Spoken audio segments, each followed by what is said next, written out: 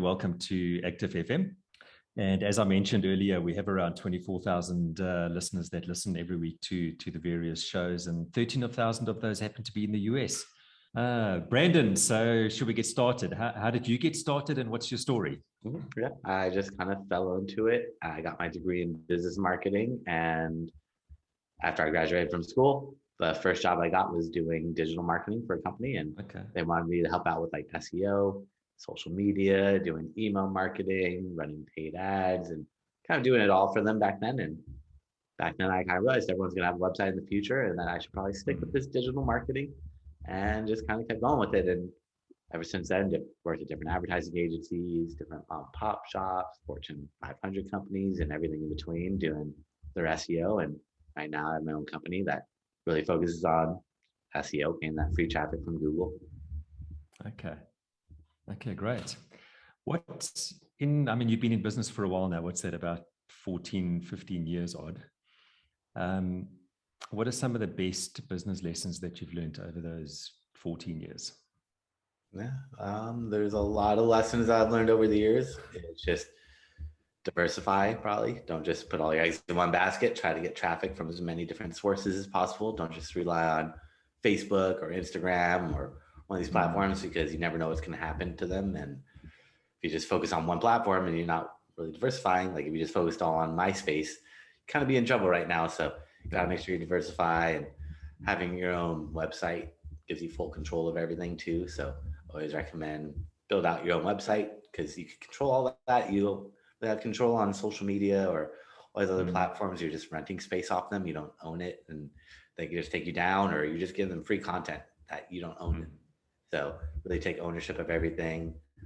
Be patient. A lot of this stuff takes time. So don't just expect immediate results, but just keep working at it, and you'll see the growth over time. But test and really look at the data, look at analytics, and track everything. But I mean, the list goes on and on and on.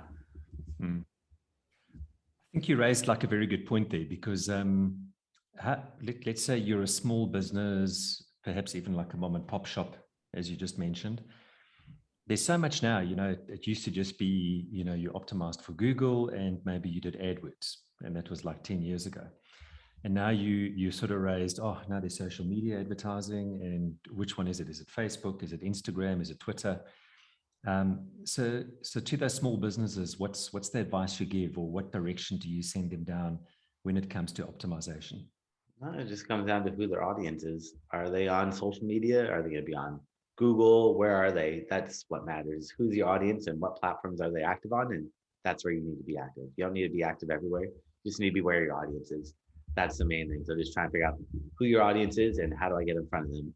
Don't try to be everywhere. Otherwise, you're going to spread yourself way too thin, and it's not going to be effective. You got to just really focus on who your core audience is, and take a step back as a business owner and try to put yourself from the user's point of view. If you're looking for your product or service, where would you go? Would you be on Facebook? Would you be on Instagram? On Google? Or where would you go? Try to look at that, and that's going to tell you where you need to be. Okay, great. Now, I've got another interesting question for you. So, when you talk about optimizing a website for Google, I guess sometimes you also need to sort of keep in mind that people have to actually use your website and to read it. So I guess what I'm asking is, optimizers will often, they want a lot of text, and it must be the right text and have the right keywords. But then we live in a Twitter age where people want a picture in 160 characters. So how do you balance this out on websites, especially for the smaller or the medium-sized business? It just depends what you're doing. If you're trying to rank on Google for SEO, you need to add more content. More content, the better, for every single page. If you can write 400 words or more per page, it's going to really boost you up those rankings on Google. The more content, the better. Google feeds off text. Google can't really read images or video. Google has trouble. They're getting better at it, but they really rely on content. The more content you have on every single page, the better. But then if you, like you said, on Twitter, I think it's 280 characters that you're allowed to do. They doubled it a couple of years ago, so they're giving you more space. But even then, it's not that much space. So you got to write a short message. And most people, kind of shows you, like on social media, they don't want to read a long 400-word text post. So you're sharing that message from Twitter, you probably repost it on Instagram or Facebook or LinkedIn or Pinterest with that short message, and it's going to work really well. But for SEO, you need to have content for Google on your website. I always tell people, just throw that content at the very bottom of your page. People don't want to read 400 words of content, but Google needs to understand what that page is about. So it just depends where you're adding that content, and each platform is different, but you got to know how your audience is receptive. Do they want to read a big long blog post, or do they want a short snippet? Do they want an image? Do they want a video? How do you use hashtags? You got to make sure you use the proper hashtags. You don't want to just use one word hashtags. You want to use words that are 2 or more words. So it's more buyer intent behind those words, not just general broad words just to get eyeballs on it, but get targeted eyeballs by using long tail hashtags that are 2 or more words, but it just depends where you're posting. Great. And by the hashtags, you're talking about the social media hashtags like on Twitter and those sort of places? Yeah, when you're posting on social media, yeah, you use hashtags, not for your website. Yeah, okay. No, great. Okay, now the conversion rate, they often talk about the conversion rate on like a website. But just perhaps explaining that to our audience, and then it's something that, you know, from a little bit of experience that I've seen or what I've had a contact with, it's quite difficult to actually do. It's something that you've got to like sort of really keep track of, and the website is something that you have to. It seems like you almost have to work on it on certainly like a monthly or a bi-weekly basis. What's been your experience on that side? Yeah, you got to be testing that website out as much as possible, seeing what works, what doesn't work, because nobody knows. There's no perfect website. You always have to be testing, and that's A/B testing, split testing. Half your traffic gets served one version of your website, half the traffic gets served another version, and you can see what gets the most conversions because you have to test. If you're getting enough traffic, if you're not getting much traffic, it's going to be tough to make statistically informed decisions. But if you're getting a decent amount of traffic to your website, start testing it out. Move the buy now button, maybe change it from buy now to add to cart if you're an e-commerce website, or if you're a service-based business, you could maybe move your phone number up or change the font of the phone number or change the color and see, does that result in people calling me up more, or does it reduce my conversion rate? And if it drops it, then you got to switch it back. But if you see more conversions coming in, then that's definitely a win. And then you test that against something else. So now you have the new font or the new color, test that against a different color and keep testing. Never stop testing. You always have to be testing to really hone in and optimize that website for leads and sales and conversions, because half the traffic that comes to your website is going to leave immediately just because they didn't find what they're looking for, they got distracted, or didn't load properly on mobile, or whatever it may be. But you got to keep yourself top of mind and keep making it easy for people to convert. Okay, so I think you just mentioned something interesting, the A/B testing. So I've been in this industry for a while, but I've never heard of an SEO person mention that before. Yeah, well, more for traffic. So just because you get traffic to your website, just because I could rank you for all these keywords, doesn't mean that traffic's going to convert to sales. And if you're getting all this traffic, but your website's not converting, you're going to be like, hey, this isn't working. So I realized over the years, got to make sure that the website converts as well, because traffic isn't a means to an end. Traffic's just half the battle. Once you get that traffic, how do you get it to convert? And that is a tricky part, but it's all about testing and just seeing what works and what doesn't work. So something I've heard of more recently is like the sales funnels type websites, the funnels types website. Have you had any sort of experience with those? Yeah, ever since I've been doing digital marketing back in 2007, everyone says you got to have a funnel, got to have a conversion funnel, because just like I said at the beginning, like half the people that come to your website are going to leave immediately. So you got to keep them top of mind by first capturing their email address. And then you could send them out the newsletter or send them out updates, you could follow them around on using Google Ads, remarketing if you have their email address, and then you can try to connect them on social media, because I think you need about like 5 touch points before people actually trust you. So all that stuff works really well to just get people to trust you, because most people they're going to leave your website. They're not finding what they're looking for. So you got to build that trust up. And something, I mean, I noticed now sort of going to your website earlier, a little message sort of popped up, and it was Can't remember exactly now. Is it like 60 tips on SEO and then enter your email and subscribe? So is that something you sort of promote even for the mom and pop type stores or the small businesses? Yeah, email is the most effective form of marketing. If you get email addresses, you're good because you own those email addresses. You can send out emails to them anytime and everyone's going to receive that email. It's not like we're social media where only half your audience, or with Facebook, only 5% of the people that like your page will ever see what you post. With email, you have full control, and look at how much spam you get every single day. Email is the most powerful form of marketing. It's tough to get email addresses, and I recommend to everyone start last year getting emails. You have to get emails. If you're not getting emails, you're not going to be able to market as effectively as you can. So email is number one. And it's tough to get email addresses. You got to give something away for free. You can't just say, subscribe to my newsletter. Nobody cares about your newsletter. Got to give them something of value. If you're an e-commerce website, give them like a 20% off their first purchase, a coupon.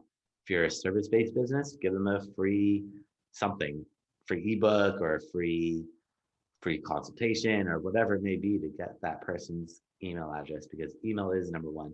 Phone numbers and all that stuff are great, but email is really what you want. That's why a lot of websites, you'll see the pop-up, it just says, give me your email. They don't even care about your name, your phone number. They'll get all that stuff later. It's because the more fields you have too, the less likely someone is going to fill it out. Back to the conversion rate optimization. If it says the name and email, that's an extra field that you're going to lose a lot of traffic. It doesn't seem like that big of a deal, but just by asking for someone's name, you're losing a lot of people. So less is better, but it's all about testing, that A/B testing. Yeah. So Brandon, this is actually mind-boggling, because one would have thought we went past the whole email era. Like you would think sort of it's down to, social media and those sort of things. But sorry to harp on this, but you're kind of indicating it's not. Email is actually still the way to go. Yeah, email is the most powerful. That's why nobody ever talks about it, because they don't want you to know how powerful it is. Everyone's like, sure, jump on Facebook ads and all this stuff, because they know Facebook ads are low quality, cheap traffic that they're not interested in your product or service at that moment. They might have been in the past, but just because they're interested in your product or have interests that are similar to what you're offering doesn't mean they care about or want to use your product or service. Whereas like on Google, someone's searching, they're actively looking, but the email, you could just keep yourself top of mind in some of the newsletter updates or product codes or discounts. I mean, if you look at almost every website, still asks for an email somewhere in there. They're still trying to capture those emails. Email is by far the most powerful for now. There's a lot of other ways to get traffic, but email, you own those emails. You don't have to pay each time you're posting or sharing content. You just have to create the email, create the newsletter, whatever it is, and send it off to your audience, and then see if they'll convert it. If you have 100,000 people in your email list, you send them off that email anytime. 100,000 people are going to be receiving it. It's not like you have to keep growing that audience. I mean, you want to keep building it up, but once you have them, they're there unless they unsubscribe. But as long as you keep providing value, don't just promote yourself.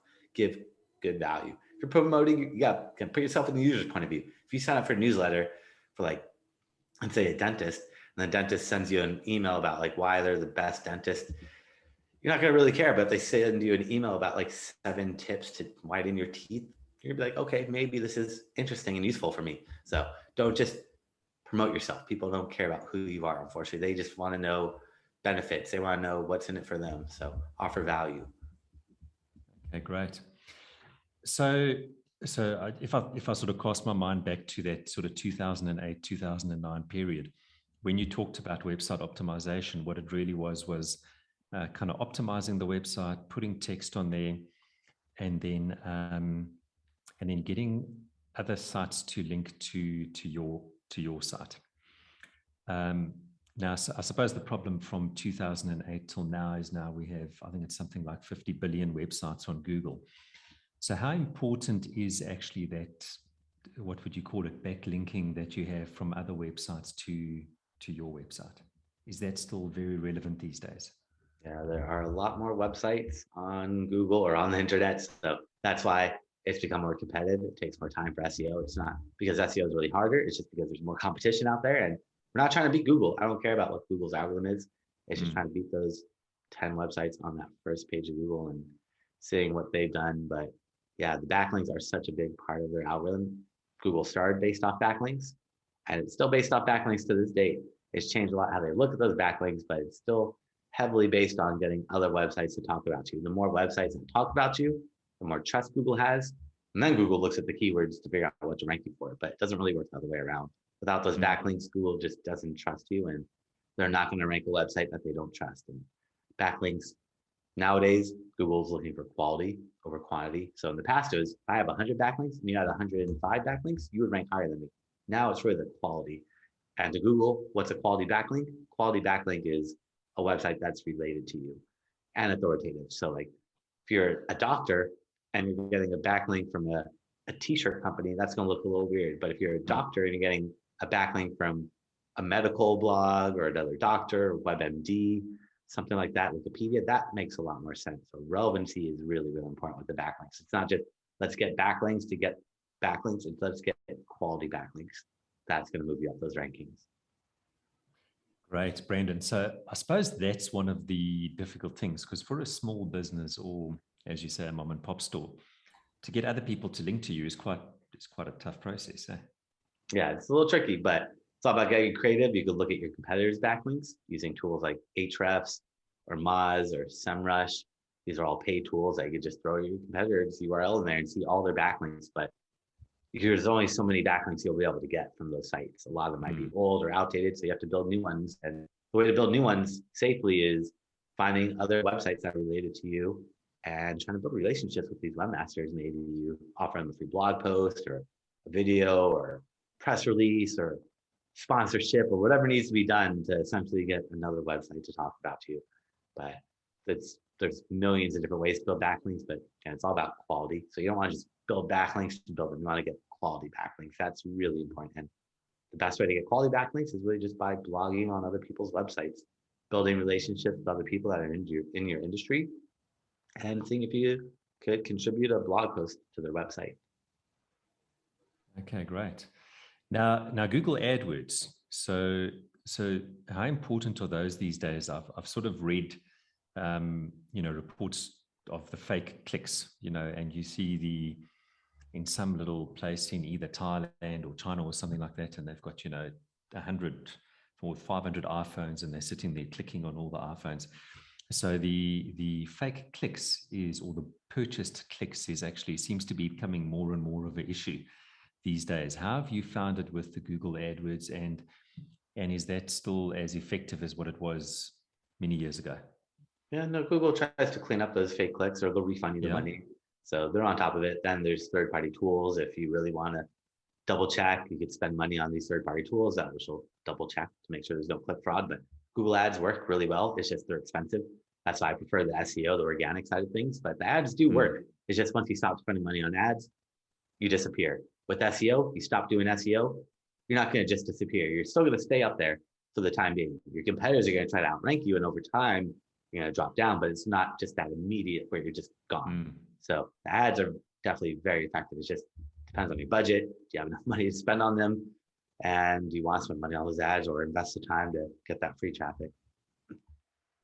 And how long does it take? So let's say a small business, perhaps they like a small manufacturer, maybe employ that sort of 50 to 100 people, that sort of type number. And, they invite you into a meeting in their office and they say, come and do SEO for us. What's your general take on how long before it starts becoming effective? Yeah. So with SEO, it's not really a one size fits all. It just depends on that website, how much SEO has already been done to that website. If it's a brand new website, it's going to take at least 6 months. If it's an older, more established website, it might only take a couple months, but it also depends on the competition. How many backlinks do the competitors have? How much SEO has been done to the competitors' websites? And what's the missing gap between yours and their website? That's going to really let me know how long it's going to take. Because with SEO, it's not, every website's different. It's not just, this is going to work for your website. It's like, you got to look at each one individually and see where the disconnect is between that website and the competitors' websites and how to fill that gap. Okay, super. I see on your website you do Amazon marketing services. So is that where people are actually wanting to sell their products on Amazon? Yeah, just optimizing, just like I could optimize a website, I could optimize an Amazon page, I could optimize a Yelp, a TripAdvisor, I could optimize pretty much anything out there. There's always algorithms on them. So Amazon is another one where putting the right keywords in the right places helps you rank higher on Amazon. So you get more people, more eyeballs on your products on Amazon. Okay, interesting. So search engine optimization is important on Amazon as well.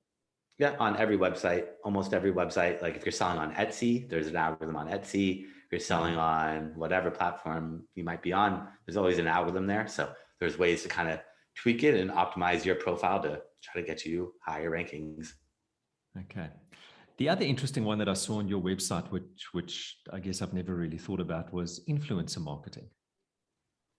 Yeah, that one is more for social media, trying to Yeah. say, hey, we'll get this influencer to shout you out and they'll shout your product or service out to their audience. And that one has, unfortunately, now with the engagement dropping so much on social media, it's not as effective as it used to be, but still a great way to get your name out there and get brand awareness and get new people to see your product or service or whatever it is that you're promoting on social.